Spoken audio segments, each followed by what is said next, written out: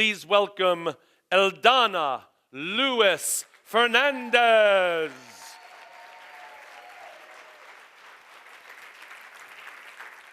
Oh, look at that. She's got the garb now. I like it. I like it. Hi.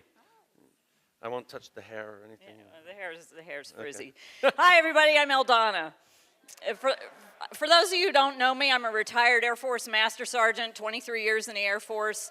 Woohoo! As a contracts manager and negotiator, and I do teach people how to think like a negotiator, but obviously I'm looking a little different today. So I always have to teach a negotiation type thing, so this ties into what I'm doing. You may have seen my booth out there with all the beads and stuff from women in Kenya. And let me tell you a little bit about how I got to that. But first I want to share with you a negotiation strategy. It's very important to ask for exactly what I want. What is it? Oh, let's do that again. Ask for exactly what I want. What is it? Ask for exactly what I want. Awesome sauce. You don't get what you don't ask for. It's also known as get your ask in gear. I said ask, A-S-K. You don't get what you don't ask for, and oftentimes people don't ask because they fear rejection. And I came up against my own fear of asking. Now, I don't have any problem asking people to pay me to speak, to do consulting or coaching with me, but when I came up to ask for something for myself, I came up against my own fear. In February, I went to Kenya with an organization called Reaching Beyond Ourselves that I met here last year at the boot camp and spent a couple hours talking to them and felt I should go to Kenya. And when I made the decision to go, I had to raise my own funds. And I told it to a group of my veteran friends at my church, and one person made a donation. And then I came up against my fear of asking, why would anybody donate to send me on a mission trip? Why do I have to ask? Well, as time went on, the organizer said, we need your funds to donate for the trip. And I thought, well, I'm not going to go because I was afraid to ask. Me, the ask queen, was afraid to ask. Well, I got a call one day from the guy who made the initial donation, and he said, I'm going to help you raise funds for the trip.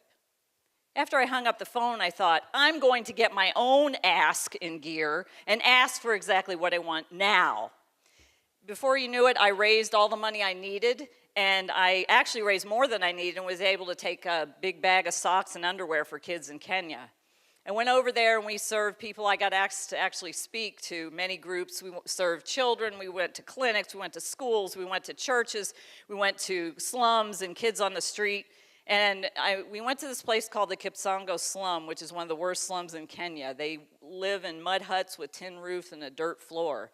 And I met this lady, Patricia, who invited me into her hut and gifted me with this beaded necklace made out of magazines and said, would you pray that my son would get money for school?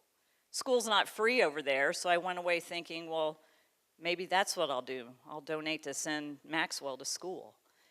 And I went to sleep that night thinking about Maxwell and his mom, Patricia, and was tossing and turning, and then I woke up with this idea.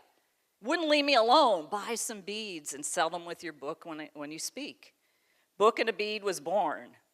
Book puts food on my table, bead puts food on their table.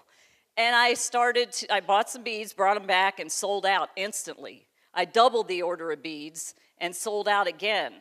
I tripled the order of beads and sold out again instantly. I spent a month in Kenya in July, and I brought back hundreds of beads, and they're on their way to selling out too. Book and a bead is changing their lives and the lives of their children. No longer do they have to sell themselves because that's what they were doing, making illegal alcohol or begging for food. These beads are helping them be able to provide for their families and send their kids to school and get medical care, which are things that they couldn't afford. My challenge to you is, what opportunities are you missing because you're not asking for exactly what you want? Had I not asked and let the fear take over and not had the courage to ask, I wouldn't be doing what I'm doing now. I'm now forming a nonprofit, Dynamic Vision Foundation. Baskets and Beads Kenya just went live on Tuesday. basketsandbeadskenya.com just went live on Tuesday. And the Dynamic Vision Foundation should be set up before the end of the year.